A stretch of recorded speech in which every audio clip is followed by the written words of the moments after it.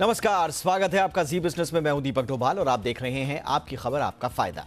कच्चे तेल की कीमत $111 प्रति बैरल के रिकॉर्ड स्तर पर पहुंच गई है। यूक्रेन जंग ने क्रूड की कीमतों में और आग लगा दी है। ऐसे में पेट्रोल डीजल की कीमतों में उछाल आना अब तय माना जा रहा है। साथ ही महंगाई के लिहाज से आने वाले दिन लोगों की जेब पर बेहद भारी पड़ सकते हैं। आज हम कच्चे तेल की बढ़ती कीमतों के चलते पेट्रोल डीजल की कीमतों पर पड़ने वाले दबाव और उसके बाद महंगाई पर पड़ने वाले असर पर विस्तार से चर्चा करेंगे। समझेंगे कि कैसे तेल की बढ़ी कीमतें महंगाई को बढ़ाने का काम कर सकती हैं। आपको क्या तैयारी करनी है, क्या सरकार इसमें कुछ कर सकती है, क्या कोई स्कोप बचा हुआ है, कोई विंडो बची हुई है। बेहद वरिष्ठ और मूर्धन्य लोगों का पैनल इस वक्त हमारे साथ मौजूद है, लेकिन सबसे पहले रिपोर्ट देखिए। लौट रहे हैं मेहमानों के साथ।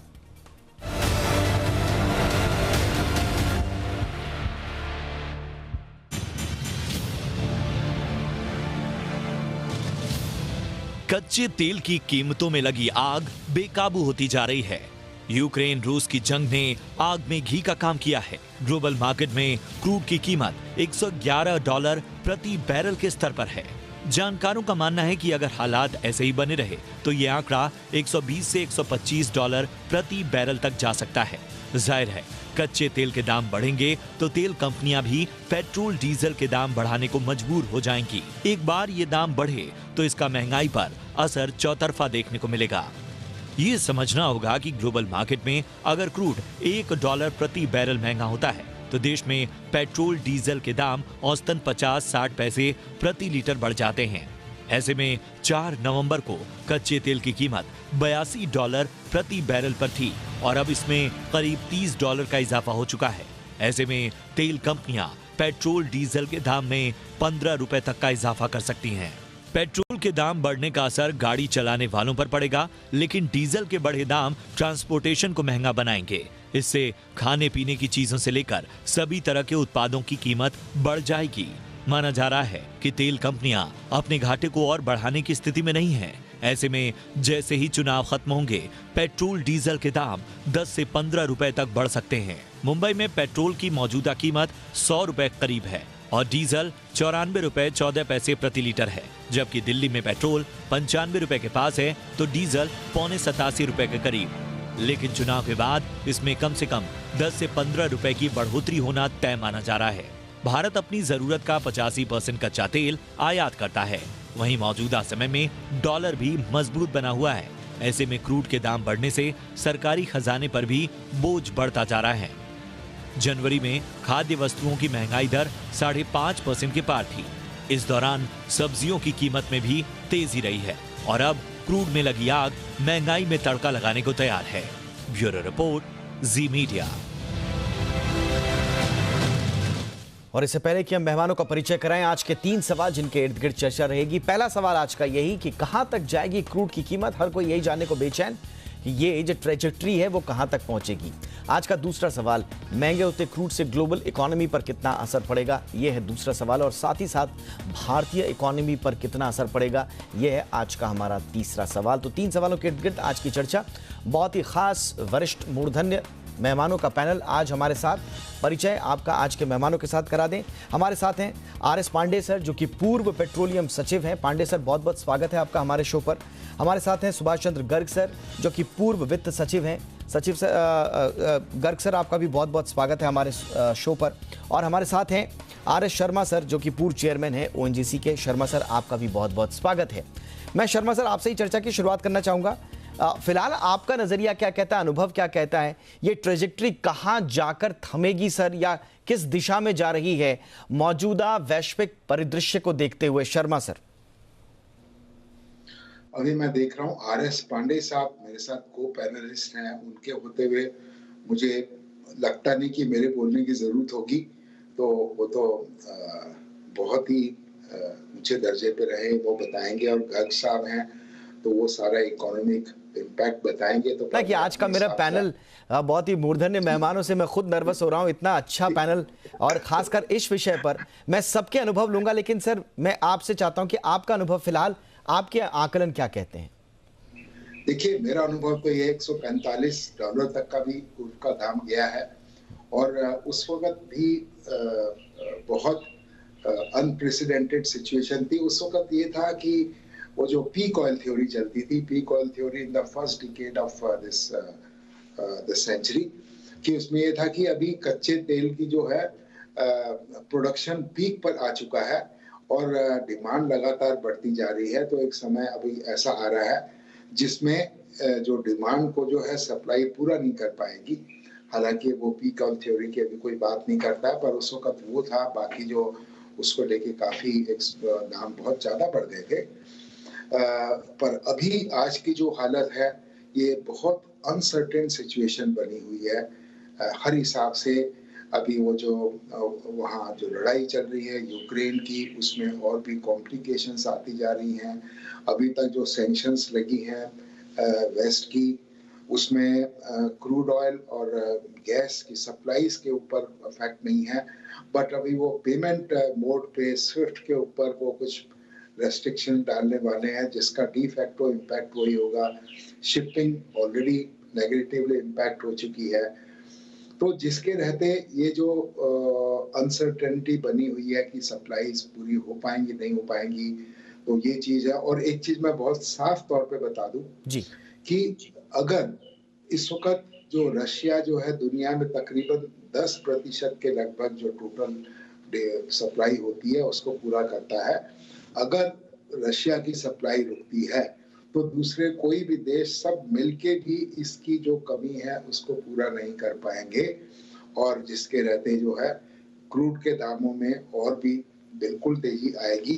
तो किस हिसाब से सैंक्शन लगेगी, कहाँ तक ये हालात खराब होंगे, वो तो हम देख ही रहे हैं कि पिछले एक दिन में ही ऑलमोस्ट $7-8 का जो है ये बढ़ोतरी हो गई है। तो यही संकेत करती है कि ये जो अनसर्टेनिटी बन रही है इसमें और कॉम्प्लिकेशंस होने के आसार हैं। तो ये जो दाम अभी 125, 150, 200 की भी बात हो रही है, हाँ। तो अभी कुछ भी रूल आउट करना मुश्किल है। देयर आर ये जो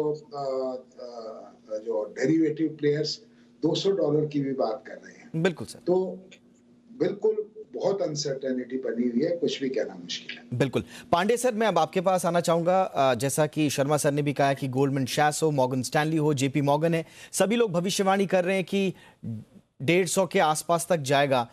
मैं सुभाष चंद्र गर्ग साहब के पास इस सवाल के साथ आना चाहता हूं। गर्ग सर, भविष्यवाणियां तो बहुत हो रही हैं, जैसा शर्मा सर ने भी कहा 125, 150, 200।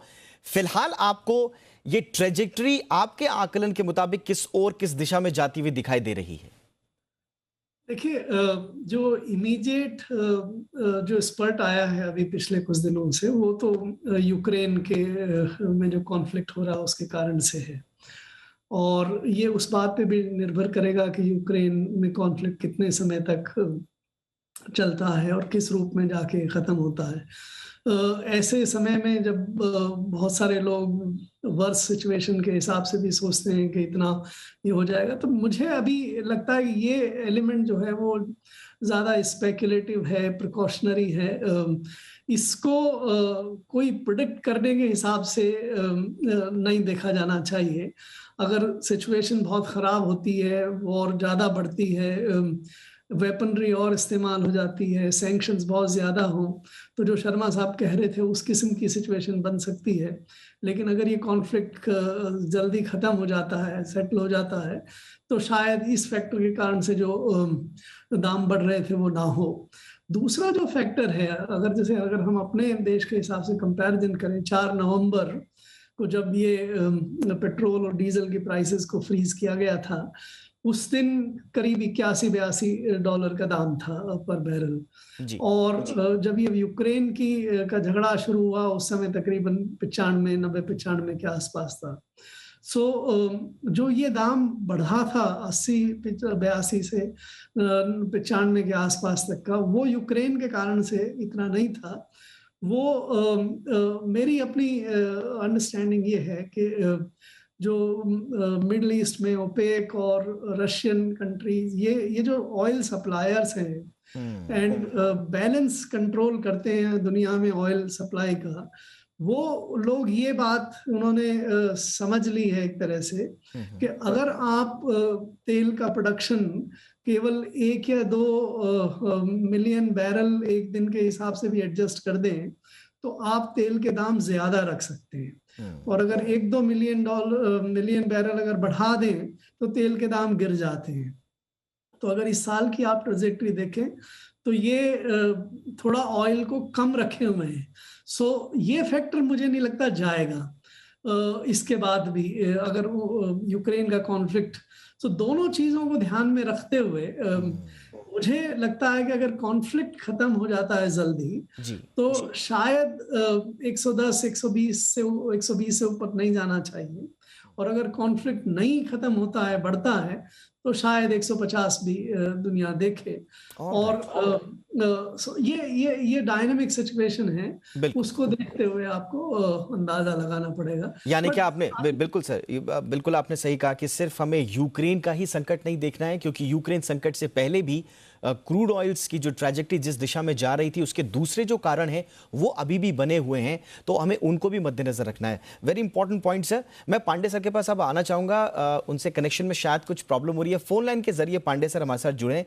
सर, अब अलग अलग अनुमान ये लगा रहे हैं सर पांडे सर कि कोई कह रहा है कि 25 रुपए तक, शायद अभी तो चुनाव है तो शायद इतना अभी हमारे ऊपर दबाव है, 120 दिनों से दाम स्थिर हैं, उसके घरेलू रीजंस हैं, लेकिन जैसे ही चुनाव खत्म होंगे कहा यह जा रहा है कि भाई वो दबाव तो कहीं ना कहीं वो विस्फोट के रूप में फूटेगा। तो कहा जा रहा है कि 25 रुपए तक जो है पेट्रोल डीजल के दाम बढ़ जाएंगे, कोई कह रहा है कि 15 रुपए के आसपास बढ़ जाएंगे। क्या सर ऐसा कुछ होने जा रहा है? एकाएक दाम बढ़ेंगे या ग्रेजुअली सरकार चाहेगी कि पास ऑन किया जाए कंज्यूमर्स तक? देखिए, 4 महीने से दाम नहीं बढ़े, जबकि क्रूड ऑयल के दाम 4 महीनों में करीब 80 से 100 के पास आ गए। यूक्रेन वार में तो और भी आज 110 से 11 की बात हो रही है, लेकिन 80 से 100 आ गए 4 महीने में क्रूड के दाम। लेकिन पेट्रोल डीजल के डोमेस्टिक प्राइसेस रिव्यू नहीं हुए, तो ये चुनाव के कारण स्थगित है। ये तो करना ही पड़ेगा, जैसे 7 तारीख को चुनाव का अंतिम फेज खत्म होता है, दाम बढ़ाना ही पड़ेगा, क्योंकि ऑयल मार्केटिंग कंपनियों को अभी भी लॉस हो रहा है। उनके मार्जिन की बात तो छोड़िए, अभी लॉस में जा रहे हैं, तो दाम बढ़ेगा। अब दाम कितना बढ़ेगा? अभी 81-82 $81.5 आई थिंक के बेसिस पर वो जो नवंबर के पहले सप्ताह में दाम तय किए गए थे, Correct. उससे अब करीब 100 के बेसिस पे आ गया। ये यूक्रेन छोड़ दीजिए, तब भी ये तो 15 दिन का एवरेज लगाया जाता है, अभी शुरू हुआ है 100 से ऊपर बढ़ना, तो 100 के आसपास भी लगाएंगे तो करीब 10 रुपया तो दाम बढ़ना ही पड़ेगा।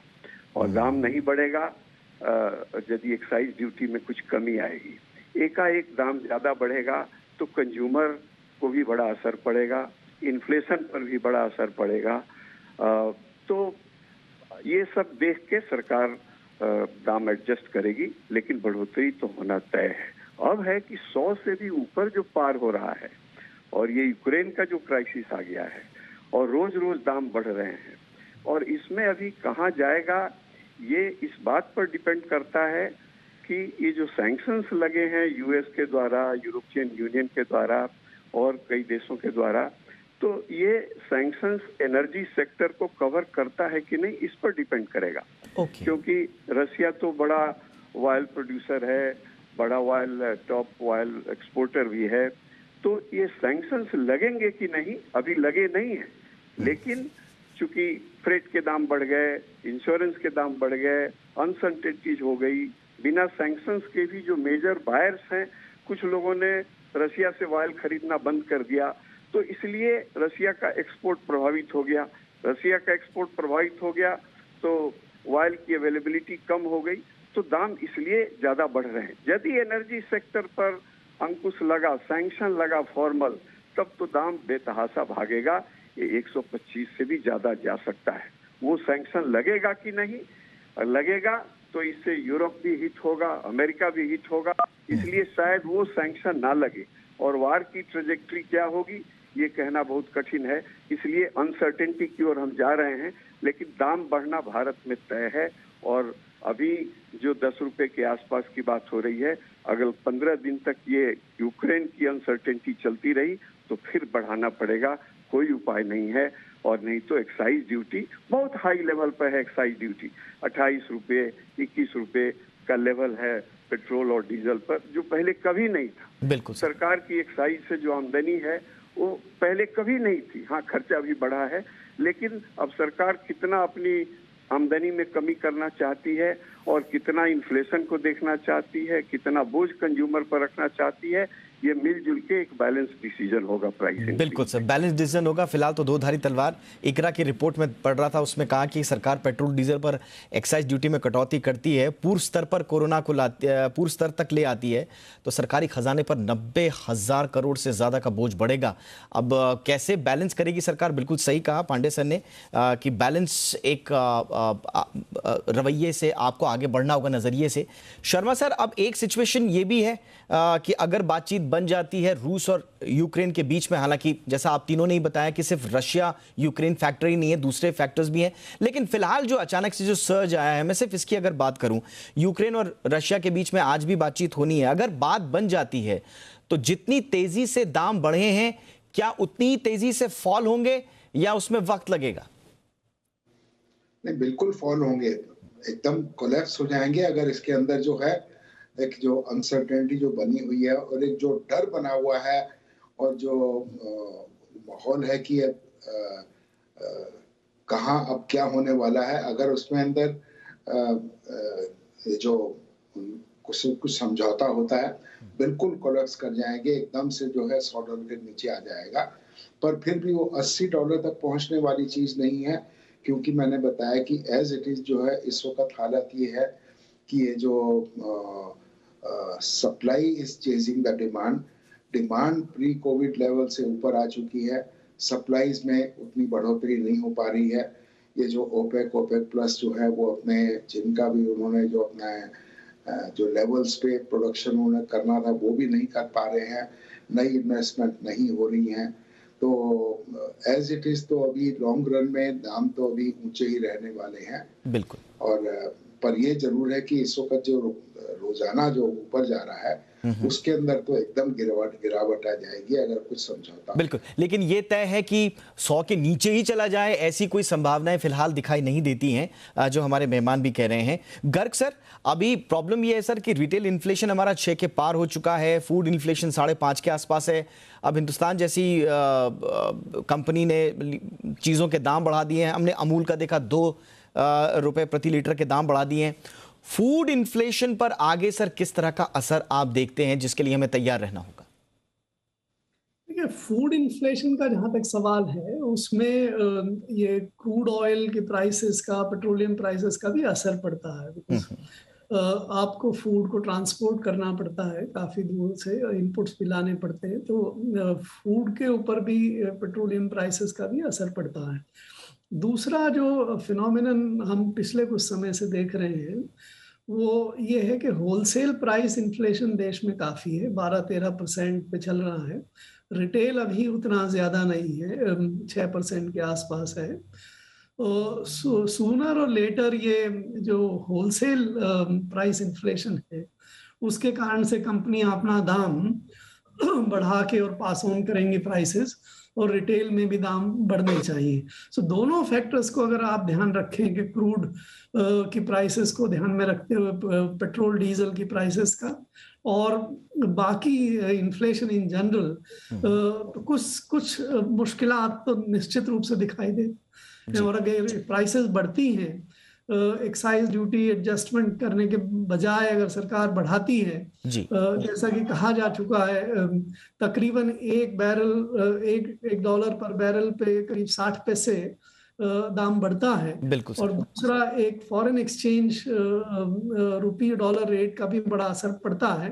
हालांकि रुपी डॉलर रेट अभी ज्यादा एडवर्स नहीं हुई है। इन सब चीजों को अगर आप ध्यान में रखें और अगर एक्साइज ड्यूटी ना कम करें तो निश्चित रूप से इन्फ्लेशन पे आप अनुमान अलग अलग लगा सकते हैं। It may be 0.5%, it may be 0.1%, it may be 1%। आंकड़ों में सर जितना भी हो, लेकिन डगर आगे कठिन है, इसमें कोई दो राय नहीं।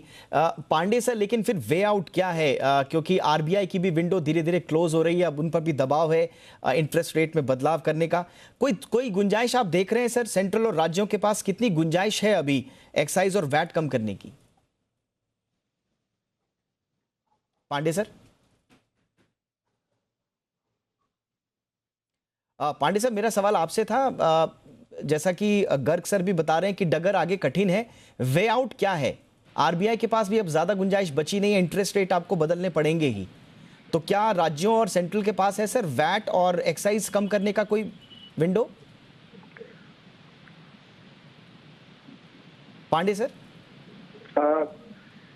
दाम देखिए, ये क्रूड के दाम तो पहले से ही लग रहा था, क्योंकि इकोनॉमिक एक्टिविटी बढ़ रही है कोरोना के बाद, और ऑयल सेक्टर में इन्वेस्टमेंट कम हो रहा है। इसलिए कम हो रहा है कि क्लाइमेट चेंज के कहर का डर है और एग्रीमेंट्स भी हैं। तो जब इन्वेस्टमेंट कम होगा तो ऐसे भी दाम बढ़ेंगे। यही कारण है कि 80 से 100 के लेवल पे आ गया। ये यूक्रेन क्राइसिस ने तो बहुत ही मामला बिगाड़ दिया। अब देखिए कि वार कैसे चलता है। यदि चलेगा, ये भी कहते हैं कि वार शुरू करना आसान है, खत्म करना बहुत मुश्किल होता है।